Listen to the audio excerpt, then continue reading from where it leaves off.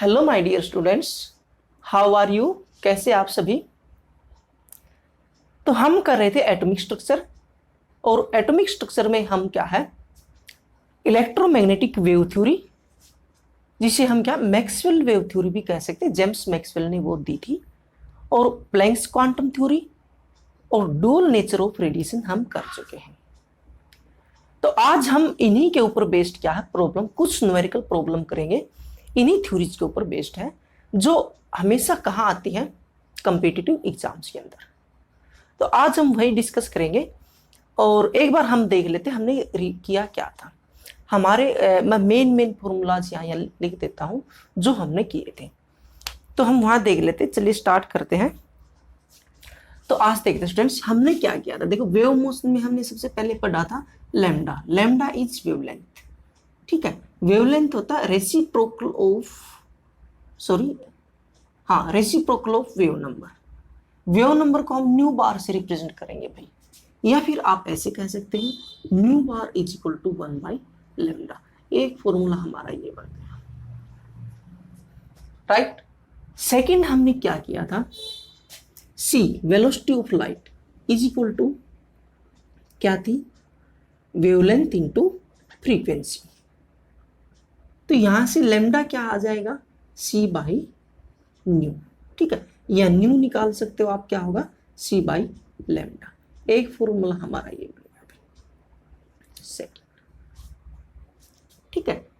उसके बाद स्टूडेंट्स क्या ये हम यूज करेंगे भाई, हम न्यूमेरिकल्स के अंदर यूज करेंगे ये सारे। मैं मेन जो अब तक हम करवा चुके वो डिस्कस कर रहा हूं।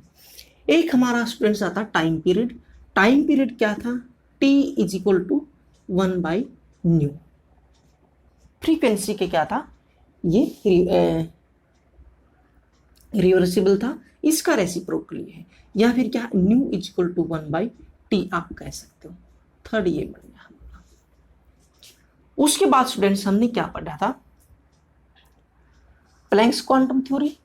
प्लैंक्स क्वांटम थ्योरी में हमने सीखा है E is equal to h nu. ये न्यू है भाई फ्रीक्वेंसी, याद रखना स्टूडेंट्स, ये न्यू है frequency. E is equal to h nu, ये हमने क्या प्लैंक्स क्वांटम थ्योरी के अंदर सीखा है, राइट। ये हमारा, हम इसको कह देते हैं फोर्थ। इसके ऊपर भी फॉर्मूला आएगा। न्यू की वैल्यू न्यू पूछ सकता है, h is e is equal to क्या होता है, ई की वैल्यू क्या होती है, e energy, energy h nu है, तो ई इज इक्वल टू क्या हो सकता है, एच बाई न्यू। क्या है देखो न्यू सी बाई लैम्डा, तो ये हो सकता है सी बाई लैम्डा, ठीक है। ये ऐसे भी हो सकता है, राइट। उसके बाद हमने क्या सीखा, photo electric effect. Photo electric effect में हम क्या सीख रहे हैं कि जो टोटल एनर्जी होती है, टोटल एनर्जी, एनर्जी मीन्स क्या है, एच न्यू, एच न्यू वो किसके इक्वल होती है, h nu note threshold frequency minus kinetic energy plus kinetic energy, plus kinetic energy. एक इक्वेशन हमने ये सीखी थी फोटो इलेक्ट्रिक इफेक्ट में, थोड़ा ध्यान करो, रिवाइज करो, थोड़ा पीछे जाओ, रिवाइज करो। एक इक्वेशन हमने ये सीखी थी, तो यहां से काइनेटिक एनर्जी क्या बन जाएगी, काइनेटिक एनर्जी अगर मैं कहूं तो क्या हो जाएगी भाई, H new minus H nu note, H nu note. और इस एच न्यू नोट को है ना स्टूडेंट्स, इसको हम वर्क फंक्शन भी कह सकते हैं, इसी को, ठीक है। ये एनर्जी है एच न्यू एनर्जी, देखो यहाँ लिखा ये एच न्यू एनर्जी। तो E is equal to kinetic energy क्या हो जाएगी, यहाँ पे एक रिलेशन हमने ड्राइव की थी, ये क्या हो जाएगी, H बाहर आ जाएगा, यानी कि H is equal to nu minus nu naught, ठीक है।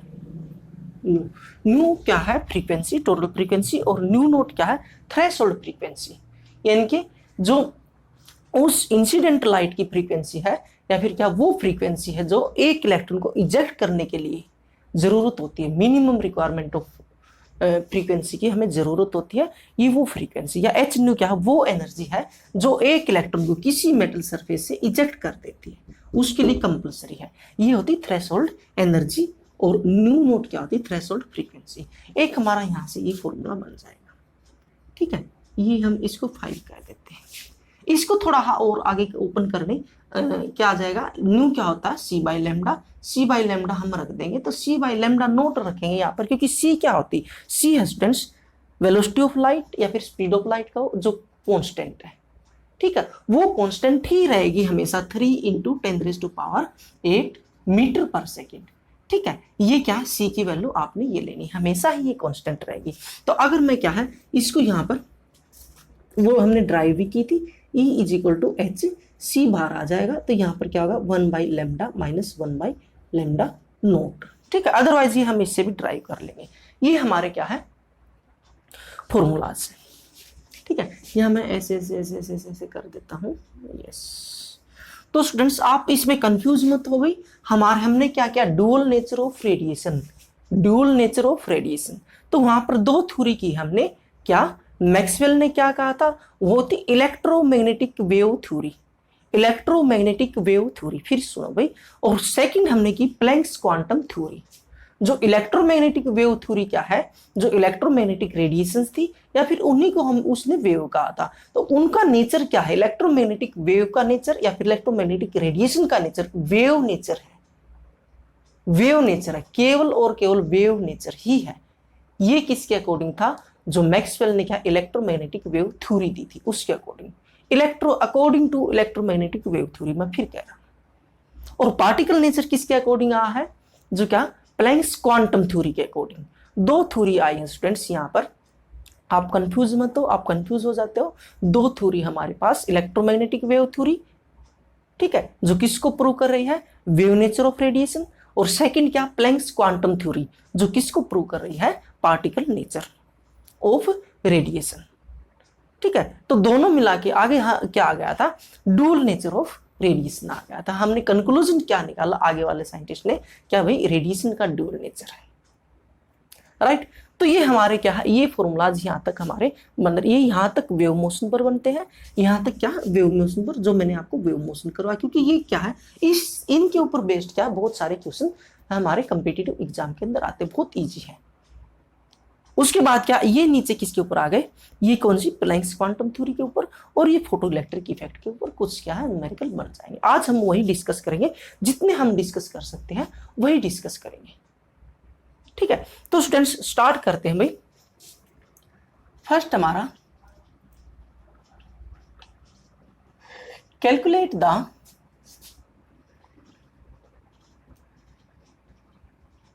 Wavelength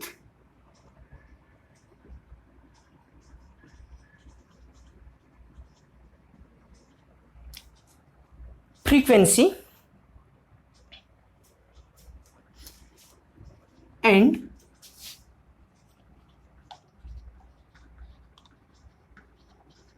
wave number of light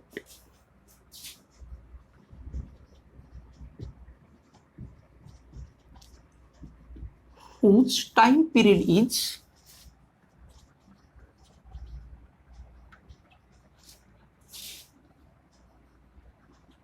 3 into 10 raised to power minus 3 per second, minus 3 पर यह सेकंड में ले लो, सीधा लो, ये सेकंड में होगा, सेकंड। तो देखिए स्टूडेंट्स,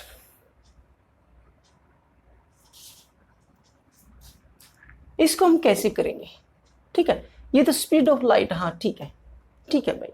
देखो, calculate the wavelength frequency and wave number of light whose time period is 3 into 10 raised to power 3 second. ठीक है, 10 raised to power 3 सेकेंड। इसको और थोड़ा इजी बना ले, 10 raised to power 10 सेकेंड कर लो, यस, ठीक है, ये ले लेते हैं भाई। तो इसके अकॉर्डिंग देखिए हमने क्या कैलकुलेट करना, वेवलेंथ लैम्डा, फ्रीक्वेंसी न्यू, और क्या है न्यू बार। ठीक है स्टूडेंट्स, तो ये क्या दे रहा टाइम पीरियड, तो यहां से देखो बहुत ही इजी होते हैं ये। तो हम टाइम पीरियड से हम क्या है, टाइम पीरियड वाली रिलेशन देखेंगे, टाइम पीरियड वाली रिलेशन ये है, ठीक है। तो इससे हम क्या निकाल सकते हैं, फ्रीक्वेंसी निकाल सकते हैं। फ्रीक्वेंसी आ जाएगी तो हमारा लैम्डा आ जाएगा, लैम्डा आ जाएगा तो क्या है, लैम्डा का रिवर्स क्या होता है, न्यू बार होता है, अपने आप ही आ जाएगा, सिंपल, वेरी सिंपल। तो हम क्या देखेंगे, हम निकालेंगे भाई न्यू फ्रीक्वेंसी क्या होती है 1/t new is equal to क्या होती है 1/3 इंटू 10⁻⁻10। ठीक है, इसको भाग दे दो, यहाँ पॉइंट लगा लो 1 2, ठीक है, तो यहाँ 0.333 कुछ इस तरह से आ जाएगा। ठीक है, इतनी ले लेते हैं हम, इंटू 10⁻10। अब ये ऊपर जाएगा तो 10⁻10 हो जाएगा। ठीक है, तो यहाँ हम इसको कह सकते हैं 3.3 इंटू 10⁻9, 10⁻9 पर सेकेंड। ठीक है, फ्रीक्वेंसी की यूनिट होती है पर सेकेंड। देखो यहाँ पर सेकेंड है, ये सेकेंड में होती है, तो ये ऊपर जाएगी तो पर सेकेंड हो जाएगी। ठीक है, तो ये क्या हो गई हमारी फ्रीक्वेंसी। देखो स्टूडेंट्स, ये हमारी फ्रीक्वेंसी निकल गई। अब फ्रीक्वेंसी निकल गई तो क्या है, ये तो हमारी निकल गई। अब लैम्डा निकाल सकते हैं हम। ठीक है, देखो लैम्डा ये रहा। ठीक है, लैम्डा क्या होता है c/न्यू, बस लैम्डा क्या होगा, लैम्डा इज इक्वल टू c/न्यू। न्यू हमारी आ गई, न्यू क्या हमारी ये आ गई। c की वैल्यू फिक्स है भाई, c कांस्टेंट होता है 3 इंटू 10⁸8 मीटर पर सेकेंड। ठीक है, मीटर पर सेकेंड। और ये क्या आ गई भी हमारी, ये क्या आ गई, न्यू क्या है 3 इंटू 3 10⁹9। तो अब इसको क्या है, हमने इससे भाग देना है। स्टूडेंट्स क्या आ जाएगा, इसको इससे भाग दोगे तो देखो यहाँ पर एक 0 और ऐसे पॉइंट। ठीक है, तो यहाँ पर आ जाएगा 0.90 समथिंग ऐसे कुछ आ जाएगा। ये ऊपर जाएगा तो क्या होगा 10। ठीक है, इसकी पावर -9 होगी, तो ये क्या होगा -1।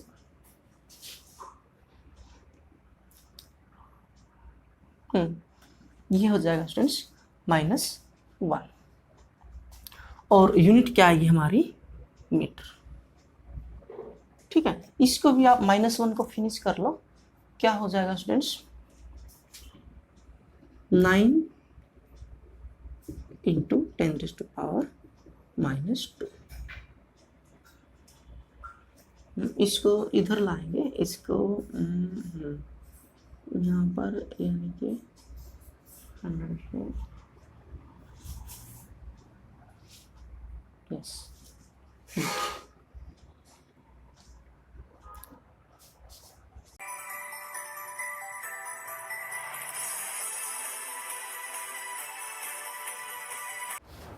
तो इसमें नेक्स्ट बच गया स्टूडेंट्स न्यू बार।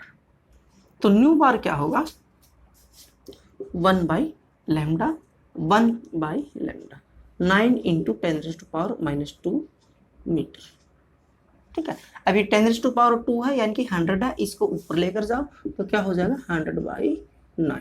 ठीक है, 100/9 और मीटर ऊपर जाएगा तो क्या होगा मीटर इनवर्स। इसको भाग दे दो स्टूडेंट्स, क्या आ जाएगा आपका 11.11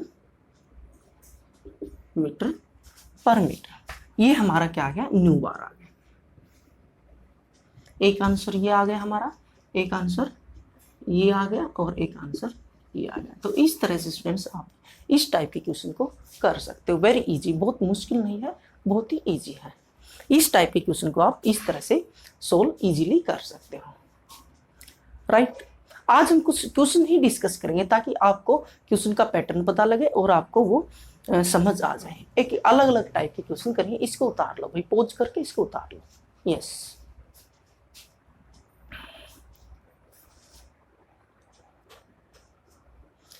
तो next students, the wavelength range of visible spectrum extend from violet to red. यानी कि विजिबल स्पेक्ट्रम की हमने वेवलेंथ एक्सटेंड कर दी, कहां से 400 नैनोमीटर से कितनी 750 नैनोमीटर हमने कर दी। वॉयलेट से रेड बना दी हमने। Express these wavelength in the frequencies hertz. तो ये वेवलेंथ हमने क्या है, इसको किस में, फ्रीक्वेंसी में हमने कन्वर्ट करना, एक्सप्रेस करना। कर देंगे, बहुत ईजी है, मुश्किल नहीं है। देखो ये क्या कह रहा है, इसको पकड़ो भाई। ये क्या है, ये क्या कह रहा है, वेवलेंथ यानी कि लैम्डा कह रहा है। ठीक है, एक्सटेंड रेंज यानी कि the wavelength range of visible spectrum extend from violet to red, यानी कि ये क्या वेवलेंथ दे रहा है, आप इसे समझो लैम्डा दे रहा है और फ्रीक्वेंसी न्यू पूछ रहा है। ठीक है, तो हम बहुत इजी है, हम कर देंगे भाई, ये क्या है, इसको हम 1 मान लेते हैं और इसको 2 मान लेंगे, रेड वोलेट नहीं लिखेंगे। तो ये क्या है, lambda 1 is equal to 400 nanometer. ठीक है, तो इसका मीटर बना लो, क्योंकि फ्रीक्वेंसी में लेनी है हमने, तो हम लैम्डा मीटर में ही लेंगे, एसआई यूनिट लेंगे। तो मीटर क्या है आपको पता, भी फर्स्ट यूनिट के अंदर आपने सीखा है क्या, 1 nanometer is equal to 10⁻⁹ meter, -9 meter. तो हम क्या करेंगे, 400 है यहाँ पर, इसको क्या कर देंगे इंटू 10⁻⁹ ठीक है। अब ये दो जीरो है इधर, यहाँ पॉइंट आ जाएगा और ये कैंसिल हो जाएंगे, तो ये क्या हो जाएगा स्टूडेंट्स, 4 इंटू 10⁻⁷ मीटर। ठीक है, -7 मीटर। भाई मीटर है ना, हमने क्या करना, इसको आप बहुत और भी एक इजी वे और भी क्या होगा, इसको ये 400 है, नैनोमीटर का मीटर बनाना, तो आप क्या करोगे 10⁹ से भाग देंगे। ठीक है, तो यहाँ पर क्या स्टूडेंट्स, ये 2 जीरो से इसकी ये 2 जीरो कट जाएंगी, तो ऊपर जाएगा, ये हो जाएगा 4 इंटू 10⁻⁷ मीटर। ठीक, इसी तरह क्या है लैम्डा 2, सेकेंड लैम्डा क्या है हमारा, नैनोमीटर। तो इसको भी हम क्या है कन्वर्ट कर लेंगे मीटर में, क्या हो जाएगा 7.5 इंटू 10⁻⁷ मीटर। ठीक है, तो अब हमने क्या करना स्टूडेंट्स, ये क्या करा फ्रीक्वेंसी में कन्वर्ट करना। फ्रीक्वेंसी में क्या है, हम वही करेंगे, वोलेट के लिए क्या ले लेंगे, न्यू वन और उसके लिए न्यू वन क्या होगी, सी बाई लैम्डा 1। ठीक है, सी क्या स्पीड ऑफ लाइट या फिर velocity of light, 3 into 10⁸ meter पर सेकेंड, और ये क्या है 7.5 इंटू 10⁻⁷ मीटर। ठीक है, मीटर से मीटर खत्म हो जाएगा, पर सेकेंड ही होती है, पर सेकेंड या फिर हर्ट्ज, किसकी यूनिट होती है, फ्रीक्वेंसी की। तो अब इसको भाग दे दो भाई, इसको आप भाग दोगे तो क्या होगा, इसको यहाँ से भाग दे दो, देखो कैसे सोल्व करोगे आप भाई, ये ऊपर जाएगा तो प्लस का हो जाएगा, एक तो इसकी कहानी खत्म करते हैं हम, ये क्या है प्लस का हो जाएगा 7, तो ये हो गया 10⁻⁻15। ठीक है, इंटू, अब इसको भाग देना, देखो यहाँ पर एक जीरो लगा के पॉइंट लगा लो। ठीक है, पॉइंट से पॉइंट फिनिश। अब ये हो गया 30 और ये हो गया 75, अगर 75 यहाँ पर क्या है, ये क्या 30 हो गया, देखो 30, अगर मैं एक पॉइंट लगाकर जीरो लगा दूं तो कोई फर्क पड़ने वाला नहीं है। तो यहाँ करेंगे पॉइंट से स्टार्ट करेंगे और ये आ गया 4। ठीक है, 0.4, इसको भाग दोगे 300 को 75 से भाग देना, तो 0.4 आ जाएगा। तो यहाँ आ गया स्टूडेंट्स 0.4 इंटू 10⁻⁵। ठीक है, पर सेकेंड या फिर हर्ट्ज, ये आ गई है, यहाँ पर ऐसे लिख सकते हो 4। ठीक है, इसको इस साइड ले आओ पॉइंट को, इंटू 10⁻⁴ हर्ट्ज।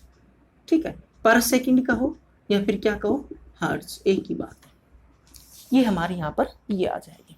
सेकंड हम निकालेंगे ν2 is equal to c by lambda 2 is equal to, इसमें भी वही करना आपने, 3 इंटू 10⁸ और किस से डिवाइड कर दो आप, अच्छा अरे ये तो गलत हो गया, भाई ये हमने, ये क्या है लैम्डा ν2 निकाल दिया हमने, ये ν2 निकाल दिया हमने, क्योंकि इसको आप कर लेना स्टूडेंट्स, करेक्ट कर लेना, क्योंकि ये क्या है, ये किसकी फ्रीक्वेंसी, ये किसका था, ये वेवलेंथ क्या है सेकंड वाला था, ये रख दिया मैंने। ठीक है, वो रखना चाहिए था, ये रख दिया यहाँ पर, तो ये हमारी ν2 निकल गई। अब हम ν1 निकाल देंगे, कोई बात नहीं रख दिया, तो अब हम ν1 निकाल देंगे यहाँ पर।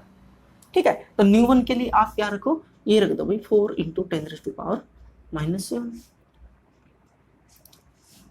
राइट।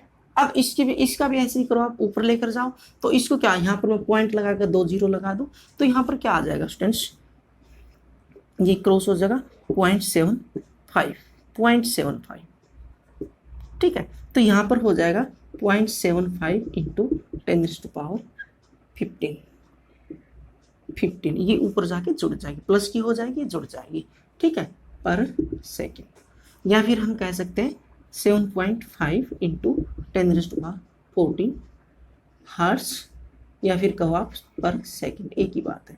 तो ये हमारी फ्रीक्वेंसी आ गई, फ्रीक्वेंसी ही तो पूछ रहा था। तो यहाँ पर हम लिखेंगे भाई हमारी वेवलेंथ रेंज लिख देंगे भाई, किस किस के बीच में होगी, पहले छोटे वाले लिखते हैं फिर बड़े वाले लिखते हैं, तो ये छोटे ये बड़ी है, तो फ्रीक्वेंसी रेंज कितनी होगी 4 into 10⁻14 hertz to 7.5 into 10⁻14 hertz. सीधी सी बात है, अगर ये क्या है वेवलेंथ इंक्रीज हो रही है तो फ्रीक्वेंसी डिक्रीज होगी, तो इंक्रीजिंग ऐसे ही होगा ऑर्डर, यानी कि पहले कौन सी लिखी जाएगी V2 वो वाली और फिर ये वाली, इसकी फ्रीक्वेंसी क्या है ज़्यादा होगी और इसकी कम होगी, ठीक है, वो उसकी इन्वर्सली उल्टी होती है। तो यहाँ पर स्टूडेंट्स इस तरह से ये हमारा आंसर आ जाएगा। इस तरह से आपने कंफ्यूज नहीं होना, देखो V2 मैंने पहले यही रख दिया, तो ये क्या है λ2 है तो V2 आएगी यहाँ पर, ठीक है, V2 पहले निकाल दी, V1 बाद में निकाल दी, आप इसको पहले भी निकाल सकते हो। तो इस तरह से क्या है ये क्वेश्चन हो जाएगा। तो नेक्स्ट देखते हैं। तो नेक्स्ट स्टूडेंट्स, ए 100 volt bulb emits monochromatic light, एक 100 वाट का बल्ब है वो इमिट कर रहा है monochromatic lights of wavelength of 400 nanometer. Calculate the number of photons emitted per second by the bulb. very important भाई, बहुत ही इंपॉर्टेंट क्वेश्चन है, मेनली कई बार क्या कम्पिटिटिव एग्जाम के अंदर यही क्वेश्चन आता है, बहुत वेरी इंपॉर्टेंट क्वेश्चन है भाई, ठीक है। तो इसको हम देखते हैं भाई, ये 100 watt bulb emits monochromatic lights of wavelength of 400 nanometer. Calculate the number of photons emitted per second by the bulbs. ठीक है, तो नंबर ऑफ फोटोन निकालने के लिए फॉर्मूला होता है स्टूडेंट्स हमारा नंबर ऑफ फोटॉन्स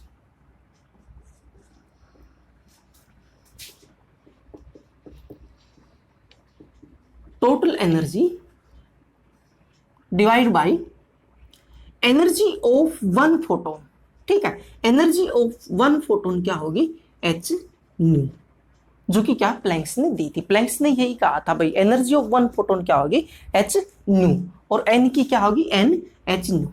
तो हम करेंगे भाई energy of one photon, number of photon क्या है भाई total energy divide by energy of one photon, ये हम यहाँ पर ये फॉर्मूला हम लगाएंगे भाई, ठीक है। तो ये कह रहा 100 वाट का मीनिंग समझो स्टूडेंट्स, ये इसकी पावर है, पावर क्या होती है एनर्जी बाय टाइम, इसका मतलब ये क्या है, अगर ये 100 वाट कह रहा है तो इसका मतलब ये है 100 जूल एनर्जी क्या है खर्च कर देता है ये किसके अंदर, 1 सेकंड के अंदर, ठीक है। इसका मीनिंग क्या है 100 जूल एनर्जी कंज्यूम कर लेता है ये 1 सेकंड के अंदर। आप ध्यान दोगे आपके जो भी अप्लायंस होते हैं, इलेक्ट्रिकल अप्लायंस घर में होते हैं, उसके ऊपर लिखा होता है बल्ब के ऊपर 100 वोट 60 वाट, ठीक है, 750 वाट, उसका मीनिंग क्या होता है, उसका मीनिंग ये होता है स्टूडेंट्स, ये 1 सेकंड में क्या है इतने जूल एनर्जी कंज्यूम कर देगा, इसका मीनिंग यही होता है, ठीक है। तो इसका मीनिंग ये है भाई हमारी टोटल एनर्जी कितनी एनर्जी कंज्यूम कर रहा है 100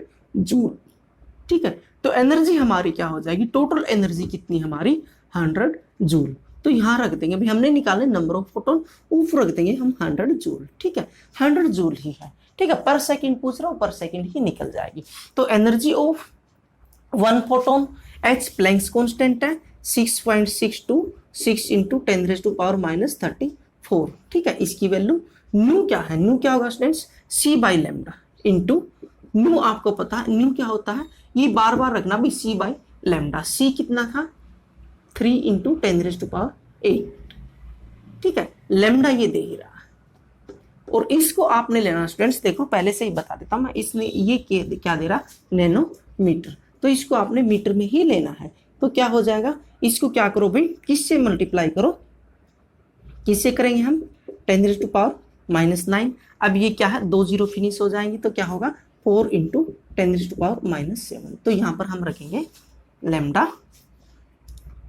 4 इंटू 10⁻⁻7, इसको सोल्व कर लेना, हमारा क्या आ जाएगा नंबर ऑफ फोटोन्स आ जाएंगे। चलो इसको सोल्व करते हैं, इसको सोल्व करते हैं भाई, देखो इसको सोल्व करने के लिए आपने सिंपली क्या करना है, पहले तो इसको सोल्व कर लो, इसको ऊपर लेके जाओगे तो ये हो जाएगा 10⁻15, ठीक है, हम नीचे वाले को सोल्व करेंगे, तो इसको मैं इसको ऊपर लेकर जाऊंगा तो ये ऐड हो जाएगा, ये हो गया 10⁻15, राइट। उसके बाद क्या हम इसको इससे काट देंगे, ठीक है। तो यहाँ पर आ जाएगा 4 1 जा 4 और 2 4 6 जा 2 और फिर 2 बच गया 4 5 जा, उसके बाद आ गया स्टूडेंट्स 5 जा हो गया 4 5 जा 2 और फिर 2 बच गया, तो फिर आ गया 6 और 5, राइट। तो ये आ जाएगा हमारा, ठीक है। तो इसको हम क्या है अब मल्टीप्लाई कर लेंगे, यहाँ पर ऊपर लिखेंगे 100, नीचे क्या लिखेंगे इसको, इसका भी तोड़ कर लो, इसको भी कर लो भाई सोल्व। ये क्या हो जाएगा, ये माइनस की वैल्यू है, ये किसकी वैल्यू है, प्लस की। तो यहाँ पर क्या 10⁻⁻19 आ जाएगा, ठीक है। इसमें से ये घटा दो, इसको 3 से भाग दे दो, ठीक है। 3 5 जा 15, 3 6 जा 18 और 9 3 5 जा 6 9 और 4, ठीक है। ये हमारे क्या है, ये आ गई वैल्यू। तो उसके बाद स्टूडेंट्स आप क्या है इसको ऊपर ले जाएंगे हम, तो क्या हो जाएगा 100/4.9695, ठीक है, इंटू 10⁻19। ये तो इसको इससे भाग दे देंगे तो हमारा क्या आ जाएगा स्टूडेंट्स 20.122 इंटू 10⁻19। इसको भाग दो भी, देखो अप्रोक्सीमेट 5 हो गया, ये आप समझ लो, ये क्या 4.9 मतलब 5 हो गया, 5 से भाग दोगे तो क्या 20 पॉइंट कुछ समथिंग कुछ आएगा, तो ये आपने ये इतना आप कर सकते हो। तो उसके बाद क्या हम इस पॉइंट को इस साइड ले आएंगे, तो क्या हो जाएगा 2.012 इंटू 10⁻, ये माइनस नहीं प्लस है भाई, ये क्या हो गया 20, ठीक है 20, ये हमारे आ गए, इतने क्या आ गए फोटोन्स, ये हमारे क्या आ गए स्टूडेंट्स फोटोन। तो इस तरह से इस टाइप के क्वेश्चन को आप सोल्व कर लेना। आपने याद रखना भाई टोटल एनर्जी क्या, टोटल नंबर ऑफ फोटोन क्या होगा, total energy by energy of 1 photon. तो इस तरह से आप क्या इस टाइप के क्वेश्चन को आप सोल्व कर सकते हो। तो next students, calculate the maximum kinetic energy of photo electrons emitted when a light of frequency 2 into 10⁻16 Hz is irradiated on a metal surface with threshold frequency 8 into 10⁻15 Hz। तो ये क्या कर रहा है स्टूडेंट्स, पहले स्टेटमेंट को समझो। Calculate maximum kinetic energy, kinetic energy calculate करवा रहा है ये काइनेटिक एनर्जी, ठीक है। Calculate maximum kinetic energy of A photo electron emitted की इमिट होने वाले फोटो इलेक्ट्रॉन्स का, when A light of frequency यानी कि किसकी फ्रीक्वेंसी दे रहा है भाई, किसकी लाइट की, कितनी दे रहा है, nu is equal to 2 into 10⁻16 hertz, is irradiated उसके ऊपर गिरी on the metal surface with threshold frequency, उस मेटल सरफेस की थ्रेशोल्ड फ्रीक्वेंसी बता रहा है कितनी है भाई, nu nought is equal to कितनी है 8 इंटू 10⁻15 हर्ट्ज। तो ये दोनों डाटा हमें दिया गया है, फ्रीक्वेंसी दे दी, थ्रेशोल्ड फ्रीक्वेंसी दे दी, काइनेटिक एनर्जी ये पूछ रहा है किसकी, जो रेडिएट हो रहा है उस इलेक्ट्रॉन्स की, ठीक है, फोटो इलेक्ट्रॉन्स की यानी कि जो लाइट से जो इलेक्ट्रॉन रेडिएट हो रहा है उसकी फ्रीक्वेंसी पूछ रहा है, तो ये सॉरी काइनेटिक एनर्जी पूछ रहा है। तो इस टाइप के क्वेश्चन में स्टूडेंट्स हमने क्या करना, हमें काइनेटिक एनर्जी पूछ रहा है, ये दोनों इसने दे रखी, थ्रेशोल्ड फ्रीक्वेंसी और क्या टोटल फ्रीक्वेंसी इसने दे रखी। तो फॉर्मूला लगा देंगे हम, देखो ये रहा सिंपल, यहाँ से देखो ये इसको हमने सोल्व करते करते ये यहाँ आ गए, तो ये फॉर्मूला लगा देंगे भाई। हमारा फॉर्मूला क्या हो जाएगा, K E is equal to h into nu minus nu naught, ये वाला फॉर्मूला, ठीक है। अगर यहाँ पर फ्रीक्वेंसी की जगह क्या है, वेवलेंथ दे देता दोनों की, थ्रेशोल्ड वेवलेंथ और ये क्या, ये टोटल वेवलेंथ यहाँ दे देता, तो हम क्या इससे नीचे वाला फॉर्मूला लगा देते, क्योंकि सी की वैल्यू क्या कांस्टेंट होती है, वो देने की जरूरत नहीं है, वो देगा भी नहीं, आपने अपने आप ही क्या है वो ले लेनी है, ठीक है। कांस्टेंट वैल्यू होती है और नो चेंज होती है। तो यहाँ पर फ्रीक्वेंसी दे रहा है तो ये फॉर्मूला सीधा लग जाएगा, और ये तो बहुत ईजी क्वेश्चन हो गया, ठीक है, बहुत ही इजी क्वेश्चन हो गया। ये क्या है, h की वैल्यू क्या होगी 6.626 इंटू 10⁻⁻34, ठीक है, इंटू न्यू कितनी है हमारी 2 इंटू 10⁻16 माइनस 8 इंटू 10⁻15 15 हर्ट्स में है भाई। देखो स्टूडेंट्स ध्यान दो, ये 10⁻15 है, ये 10⁻16 यानी कि ये ज़्यादा है। हम दोनों वैल्यू को इसमें बना लेंगे, किस में कर लेंगे, इसको भी हम क्या कर लेंगे 16 में कर लेंगे। इसको माइनस करना, इसलिए इसका क्या इजी वे क्या होगा स्टूडेंट्स, इसको क्या करूँगा 2 × 10⁻16 माइनस 0.8 × 10⁻16। अब पावर इक्वल होगी तो इसमें से ये माइनस कर दो, यानी कि 2 में से 0.8 माइनस कर दो, 2 में से 0.8 यानी कि 2.0 है, और इसमें से क्या है 0.8 माइनस करना, क्या आ जाएगा 1.2 आ जाएगा। तो स्टूडेंट्स यहाँ पर क्या आ जाएगा, देखो हमारा क्या होगा 6 × 6.626 × 10⁻34 इंटू, देखो ये आप समझो क्या है 2.0 और ये क्या 0.8, ये कितना हो गया 1.2 × 10⁻16। ठीक है, मैं इसको रब कर देता हूँ। ये मैं आपको माइनस करने का तरीका बता रहा था, इजी रहेगा, ऐसे इजी रहता है। इसको पावर को इक्वल करो, फिर क्या है इसको माइनस कर दो। तो ये हमारा क्या है, ये इक्वेशन बन गई हमारी। तो यहाँ पर क्या हुआ स्टूडेंट्स, इसको पहले इसको सोल्व कर लो, इसमें से ये -34 है और ये क्या 16 है, ये तो ये कितना हुआ 10⁻−18। ठीक है, अब इसको भाग दे दो इससे 12 को, तो ये कितना आ जाएगा स्टूडेंट्स 7.512 इंटू 7.512। ठीक है, अप्रोक्सीमेट इतनी वैल्यू ये आ जाएगी। ठीक है, और ये आ जाएगी स्टूडेंट्स काइनेटिक एनर्जी। एनर्जी किस में आती है, जूल में। ठीक है, ये हमारा आंसर आ जाएगा। तो इस तरह से इस टाइप के क्वेश्चन को आप सोल्व कर सकते हो, वेरी इजी, क्योंकि एनर्जी पूछ रहा है, एनर्जी जूल में ही आएगी। ठीक है, तो यहाँ से ये देखिए स्टूडेंट्स, ये होती है जूल सेकेंड। ठीक है, और ये फ्रीक्वेंसी की यूनिट क्या निकल आएगी यहाँ, यानी कि देखो यहाँ लगा देते हैं हम, इसकी वैल्यू होती है जूल सेकेंड और इसकी वैल्यू होती है सेकेंड इनवर्स। ठीक है, इससे ये कैंसिल हो जाएगा और जूल बच जाएगा, इसकी वैल्यू जूल में ही आएगी यूनिट। राइट, तो नेक्स्ट स्टूडेंट्स,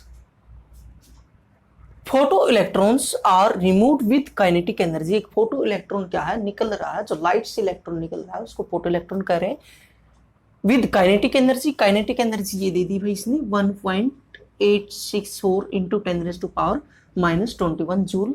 वहन photons of light with energy, जो उसके ऊपर गिर रहा है।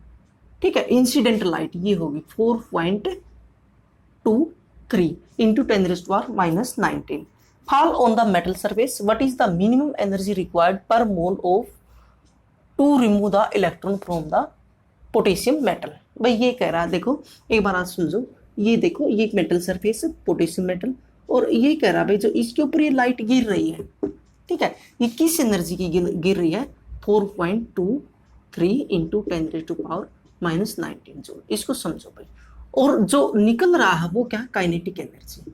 ठीक है, वो काइनेटिक एनर्जी कितनी दे रहा है, ये 8.864 × 10⁻⁻21। तो ये कह रहा है, बाकी बच गई क्या है थ्रेशोल्ड फ्रीक्वेंसी। तो वही पूछ रहा है थ्रेशोल्ड फ्रीक्वेंसी क्या है, तो थ्रेशोल्ड फ्रीक्वेंसी पूछ रहा, और किसके लिए पूछ रहा भाई 1 मोल, 1 मोल इलेक्ट्रॉन के लिए, एक मोल इलेक्ट्रॉन के लिए। ये एक इलेक्ट्रॉन की बात कर रहा है, बट पूछ किसकी रहा 1 मोल इलेक्ट्रॉन। तो एक की निकल जाएगी, तो 1 मोल की तो हम अपने आप ही निकाल देंगे, क्योंकि क्या उसको हम क्या है Na से एवोगाड्रोस नंबर से हम क्या मल्टीप्लाई कर देंगे। तो यहाँ पर स्टूडेंट्स समझने की कोशिश कीजिए, ये क्या है इंसिडेंट लाइट है, ठीक है, और ये उसकी एनर्जी है। ठीक है, एनर्जी को या फिर क्या एच न्यू को, ये काइनेटिक एनर्जी है। तो हमारे पास इक्वेशन क्या है, देखो यहाँ पर देखो इक्वेशन हमारे पास क्या है, ये वाली इक्वेशन है। ठीक है, एच न्यू क्या होता है, h nu is equal to h nu naught plus kinetic energy. तो ये पूछ ये रहा है स्टूडेंट्स, ठीक है, थ्रेशोल्ड फ्रीक्वेंसी पूछ रहा है, ये भी दे रहा है, ये भी दे रहा है। तो इसके लिए आप इक्वेशन बना दो, बहुत ईजी है। एच न्यू क्या होगा, is equal to h nu naught, yes. ठीक है, मिनिमम एनर्जी रिक्वायर्ड कह रहा है भाई, वो क्या थ्रेशोल्ड फ्रीक्वेंसी ही होती है, या फिर थ्रेशोल्ड एनर्जी ही होती है। तो यहाँ पर क्या स्टूडेंट्स, ये इधर रह गया, तो इसको इधर ले जाओ, तो क्या होगा H new minus kinetic energy. Total energy थी, उसमें से काइनेटिक एनर्जी माइनस कर दो, ये हमारी इक्वेशन बन जाएगी। ठीक है, तो ये एच न्यू क्या है, ये ई तो है, टोटल एनर्जी तो है ये। ठीक है, और ये क्या है डब्लू, इसको भी ध्यान रखो साथ साथ, ये क्या, इसको वर्क फंक्शन भी कह देते हैं, ये W है। ठीक है, यही पूछ रहा है, ये W ही हमने निकालना है। तो यहाँ से स्टूडेंट्स आपने क्या करना है, लिख दो, ये कुछ भी नहीं, इजी है, बहुत इजी है। कितनी दे रहा है, with energy 4.23 into 10⁻⁻19 minus 1.864 into 10⁻⁻21। ठीक है, दोनों जूल में है। तो यहाँ पर स्टूडेंट्स हम क्या करेंगे, इनकी पावर इक्वल कर लेंगे भाई, इसकी भी 21 कर लूंगा मैं। ठीक है, अगर इसकी पावर इंक्रीज करूंगा तो क्या होगी, ये पॉइंट इधर जाएगा। ठीक है, ये पॉइंट इधर पड़ता है, ये वैल्यू इंक्रीज होती जाएगी तो ये वैल्यू डिक्रीज होती जाएगी, क्योंकि जितनी पावर क्या है ज्यादा होगी, इसकी माइनस की पावर ज्यादा होगी, उतनी ये वैल्यू कम होगी। तो इसको इंक्रीज करेंगे तो ये डिक्रीज करनी है आपने। 1 2 2 पॉइंट बढ़ा देता हूं तो यहाँ पर क्या होगा, -21। अब देखो ये हो गया 423, 423, 423 से क्या है 1 पॉइंट, आप ये समझ लो भाई 423 है ये, और इसमें से आपने क्या, ये 0.0, तो यहाँ पर 1.9 माइनस करना, आप ऐसे कर लो, इजी रहेगा आपके लिए। ठीक है, बहुत इजी रहेगा। तो यहाँ से स्टूडेंट्स क्या आ जाएगा, 421। ठीक है, 421, देखो यहाँ पर क्या 0.1। ठीक है, अगर आप प्रॉपर लोगे तो क्या स्टूडेंट्स, ये क्या आ जाएगा भाई 36 आ जाएगा। अदरवाइज क्या है, आप इसमें से ये कर लो भाई, ये 1 हो गया, ये क्या है 1 हो गया, और ये 2 और ये 4। ठीक है, ये हो गया, तो आप इतना ही ले लो, ये मत लो, इतना लो। ठीक है, इंटू 10⁻⁻21, ये आपकी क्या है, हमारी ये क्या हो गई, एच न्यू, मिनिमम यानी कि थ्रेशोल्ड एनर्जी हो गई, मिनिमम एनर्जी होगी रिक्वायर्ड। ये एक फोटोन के लिए हो गई स्टूडेंट्स, ये क्या है जूल में भाई, ये क्या है 1 इलेक्ट्रॉन। ठीक है, 1 फोटो इलेक्ट्रॉन लिख दो। ठीक है, 1 फोटो इलेक्ट्रॉन,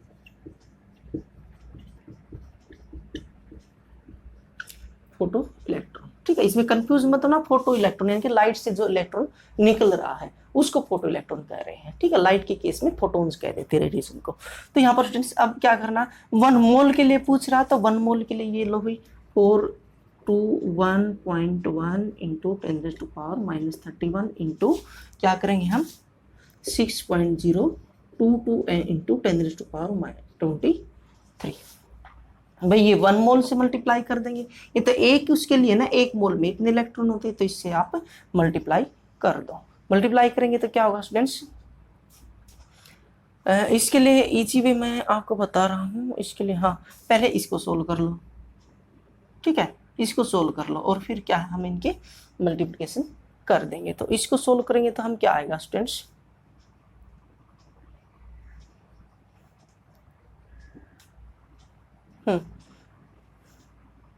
इसको सोल्व कर लो, और इसको भी अगर क्या, इसको पहले से ही हम उसमें बना लेते हैं, किसमें, इस पॉइंट को इधर ले आओ, हम साइंटिफिक उसमें लिख लेते हैं, साइंटिफिक नोटेशन में हमारे लिए इजी रहेगा। साइंटिफिक नोटेशन बना लिया करो आप, 2 1 2। ठीक है, 1, बस इतना ही बहुत है। ये 2 पॉइंट इधर लेकर गए तो ये वैल्यू क्या होगी, 10⁻⁻19 होगी। ठीक है, जूल, राइट। तो ये हमने साइंटिफिक नोटेशन में लिख दिया, ये कुछ नहीं, ये देखो ये पावर इधर की, हमने ये पॉइंट इधर कर दिया ताकि हमारी क्या कैलकुलेशन इजी हो जाएगी। अब कैलकुलेशन इजी करने के लिए हमने क्या करना, 1 मोल इलेक्ट्रॉन के लिए क्या करोगे भाई, 1 मोल इलेक्ट्रॉन्स। ठीक है, फोटो इलेक्ट्रॉन्स, तो क्या करेंगे 4.21 इंटू 10⁻⁻19 इंटू 6.022 इंटू 10⁻23, राइट। तो यहाँ पर स्टूडेंट्स इसको इसमें से माइनस करोगे तो यहाँ आ जाएगा 10⁻⁴। ठीक है, इसकी और इसकी मल्टीप्लिकेशन करोगे तो ये आ जाएगा 25.360।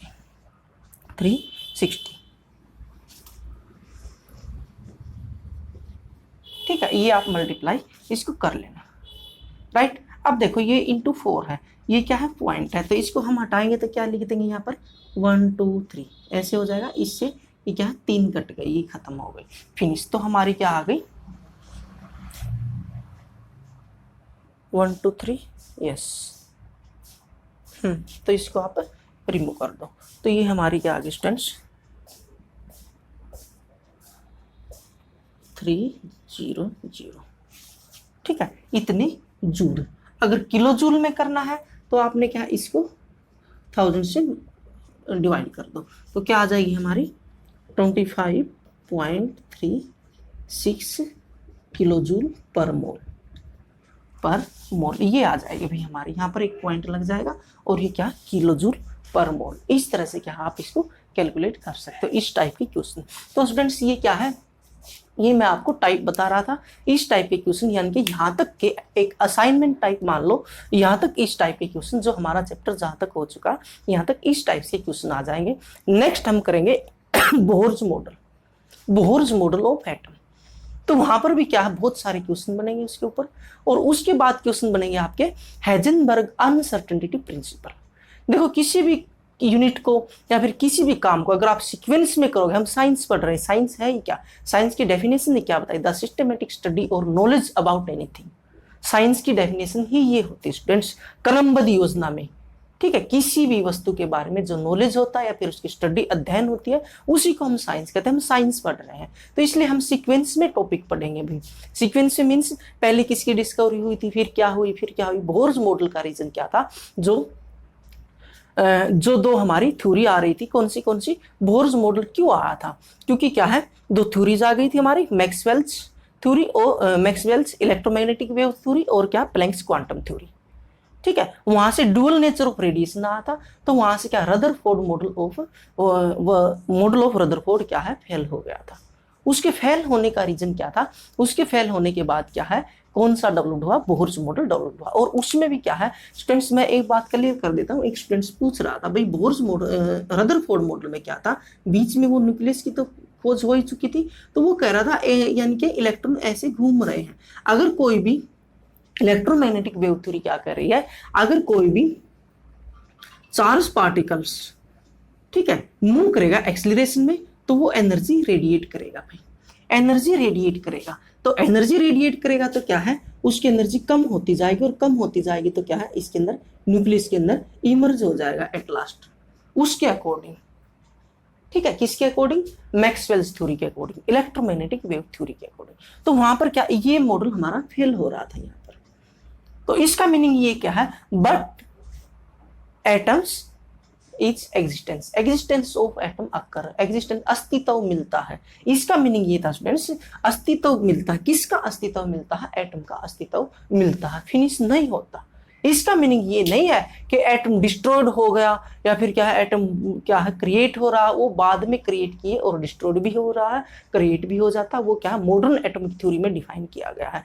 Atoms can be created and can be destroyed, और एक एटम से दूसरे एटम में भी क्या है चेंज हम कर सकते हैं। न्यूट्रॉन्स की क्या डिस्कवरी वहीं से तो आई थी, न्यूट्रॉन्स वहीं से तो चैडविक ने वो एक्सपेरिमेंट किए थे तो वहां से ही आई थी। तो कुछ स्टूडेंट्स क्या है मैं आपको ये समझा रहा था, वो बुक्स में ऐसे लिखा हुआ है एटम्स डज नॉट कोलैप्स, यानी कि खत्म नहीं होता, उसका अस्तित्व मिल रहा है, एटम का अस्तित्व मिल रहा है। तो इसका मतलब क्या है वो थ्योरी गलत थी, कुछ न कुछ अलग से अलग ही इसका स्ट्रक्चर है, इसका मीनिंग ये था, ठीक है। बट कुछ स्टूडेंट्स क्या है ये मेरे को बहुत बट पता नहीं क्यों इरिटेशन भी होती है इस बात से।